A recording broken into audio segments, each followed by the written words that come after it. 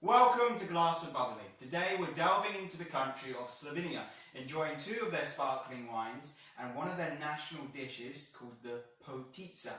Potica, I tell you what, it smells wonderful from here. This is really exciting to taste, but I'm going to let you do a little bit of talking now. Should we give these a taste? Yes, let's pop open the bottom. So we've got the Struk Kelj Penina Brutnacia. So Penina, which is sparkling wine in Slovenian. And I have Liba with their Rosé Penina. Okay, always quite difficult to pronounce the Slovenian names, but nonetheless we do our best. I've got an awkward one here, so we may have to, Oliver's doing the popping, but we may have to do the stopping too. So we'll be right back. Just need to, it was really not on correctly.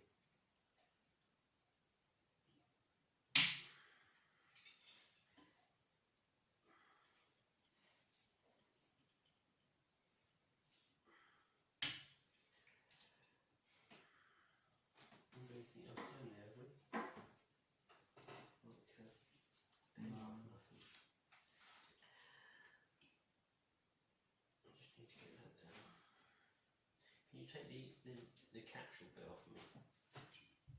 Because you can just see it's like really awkwardly put on. Just need to spin that around. We'll be right back.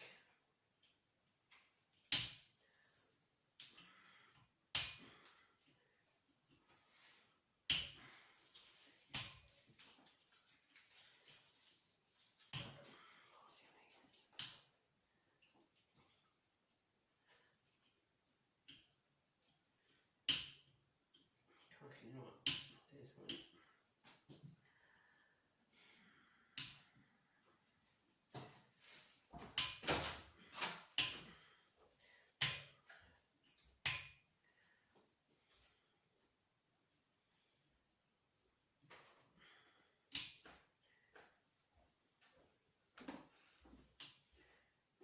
Yeah, I might need some of that.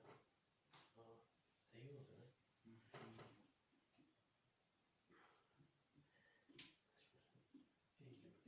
got their fused together.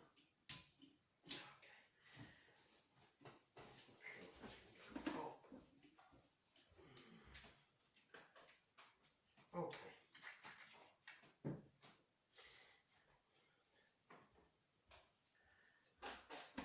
We can just carry on, can't we?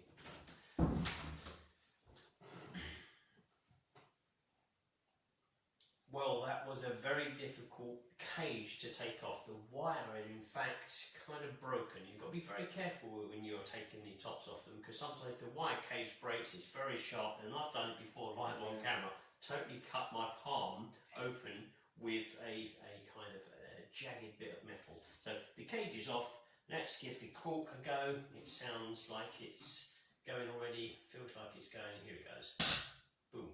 And we'll start with that one. Should we start with this one? Yes. Okay, the Brutnacia. And this was a silver medal winner in the creamy category. Creamy category, Brutnacia, so very, very dry in style, as in not much sugar, in that style of dryness. So creamy, you say? Yeah. The winery dates back 3 decades, with the first grapes that they planted being the Malvasia.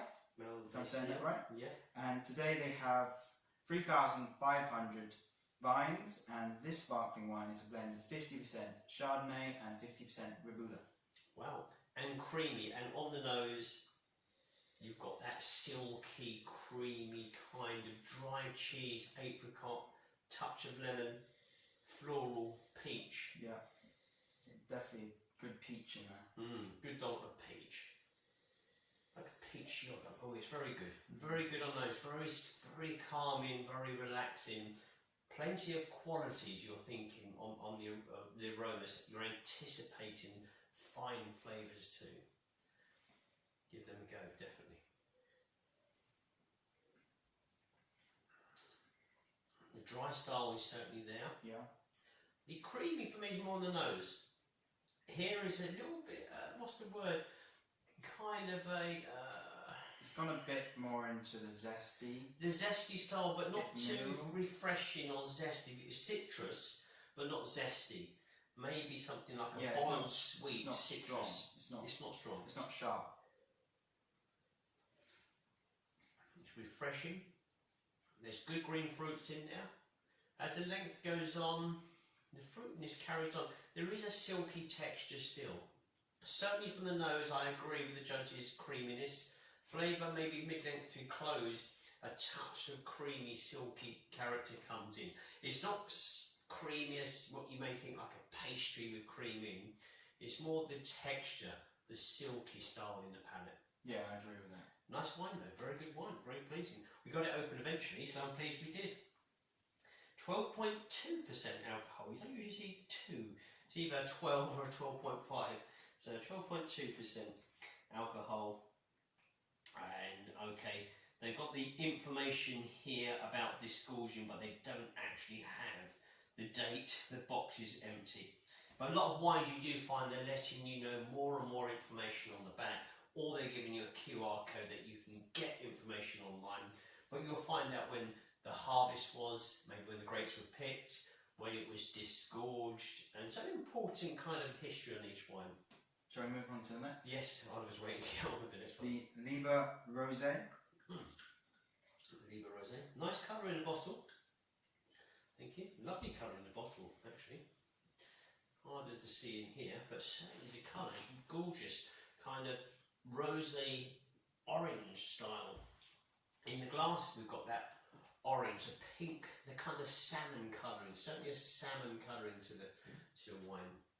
This bottle won a gold medal in the dessert category at the Glass Lovely Awards 2021. Okay. And Vino Liber is right next to the Austrian border.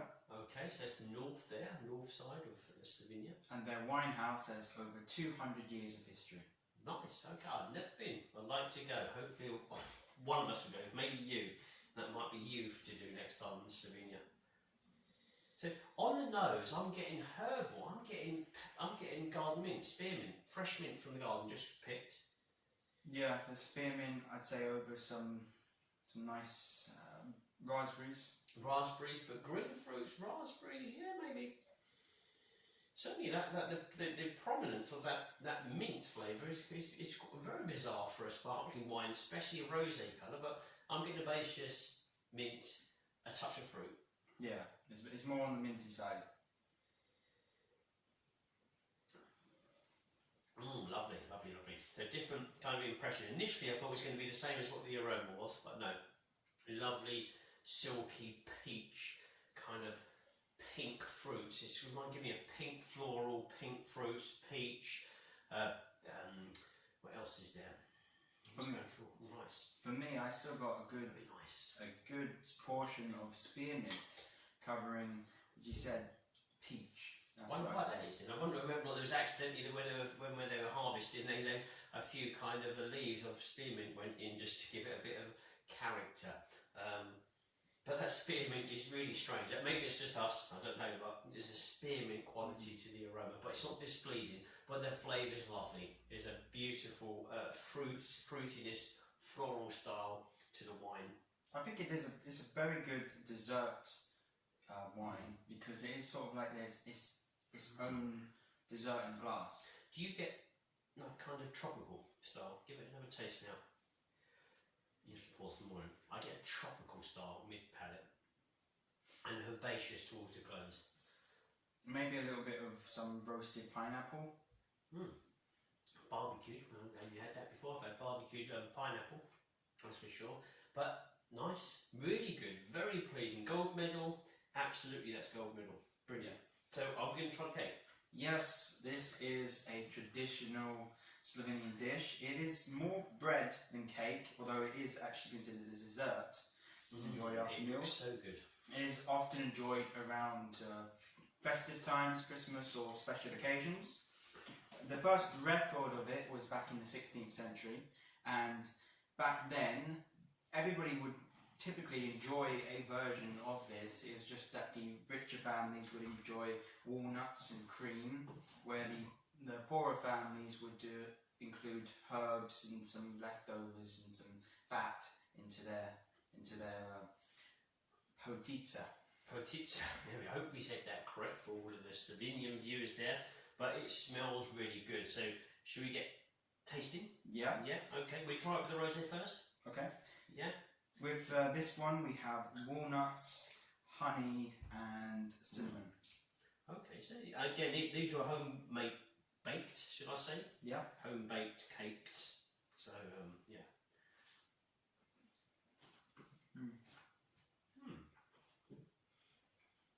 It's very much like a fresh French pastry. Yeah, it is, but it's not too sweet.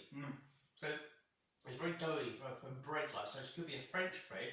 When you just open up that fresh bread, it's just picked up from the bakers, the French bread, and then you're taking all of the white inside and tasting that. That's what I'm getting. It's still warm from being made.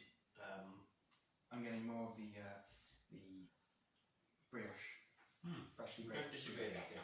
Definitely on the outside, the crunchiness. But it's not too sweet. It's not overly sweet at all. No. It's not. And it's very Moorish, as you can tell. So what we can do now is I'm going to do a pairing with some of the inside bits. So this is the walnut, is it inside?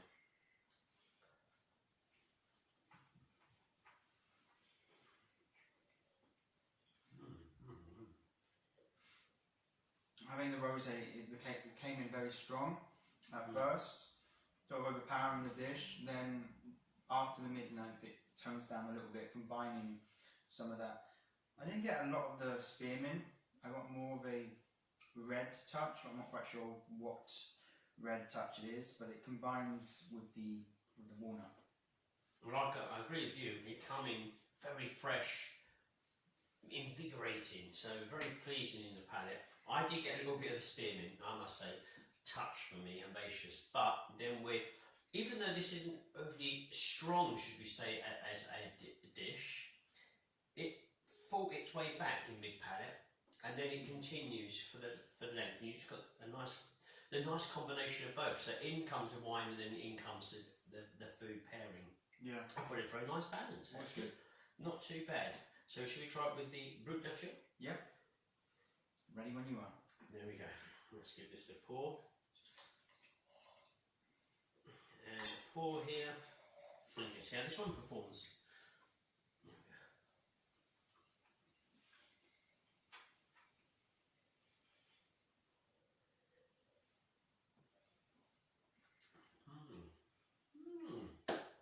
How different they are.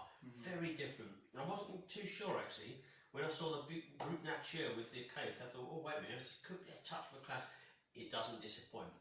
It comes in, it intensifies, although it's not burnt in any way, it intensifies kind of burnt pastry, burnt toasty notes in the palate.